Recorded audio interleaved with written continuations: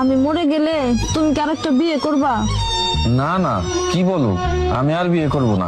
ও আচ্ছা, ফুলে ফুলে ঘুরে মধু খেয়ে বেড়াবা তাই না? আচ্ছা, আমি বিয়ে করে নেব। সে তো করবেই, আমার মরার অপেক্ষা করে তো তুমি আছো। না না গো, আমি তোমাকে কিছুতেই মরতে দেব না। হ্যাঁ আমি জানি তো, আমি বিছানায় অসুস্থ হয়ে পড়ে থাকবা আর তুমি বাইরে মেয়ে নিয়ে ফুর্তি করে বেড়াবা।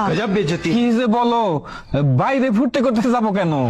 আচ্ছা, তার মানে ঘরে এনে ফুর্তি করবা? আচ্ছা, মুশকিল তো, ঘরে আনতে যাব কেন? মানে তার ঘরে যা ফুর্তি করবা? কে সেই রমণী? পাশের বাড়ির ভাবি? আমি মনে হয় বুঝি না। আরে ধুর, উনি তো বয়সে আমার অনেক বড়। ও আচ্ছা, বয়সটাও তাহলে জানা হয়ে গেছে।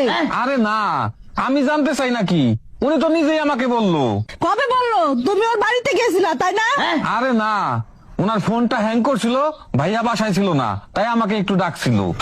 ও আচ্ছা, ভাইয়া যখন বাসায় থাকে না তখন তুমি ওর বাড়িতে যাও না? চরিত্রহীন রংবট, আজই তোকে ডিভোর্স দেবো।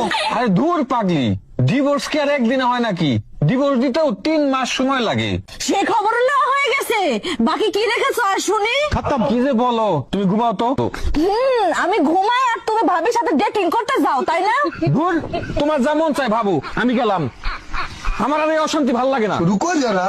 সে তো যাবাই, তোমরা তো আগে থেকে টাইম ফিক্স করে রাখছো, তা যাবা না? যাও, আমি বুঝি না মনে হয়।